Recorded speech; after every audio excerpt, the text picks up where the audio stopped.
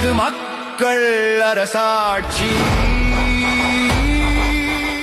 இவன் வந்தா என்ன செய்வான்னு கேக்குறீங்க அதானே?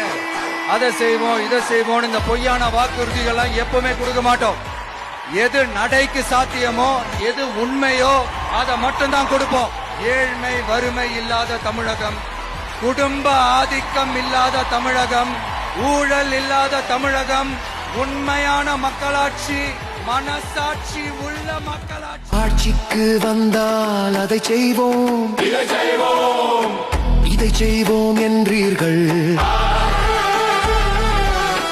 ஆனால் செய்தது என்ன? ஒன்றும் கிழிக்கானோம்.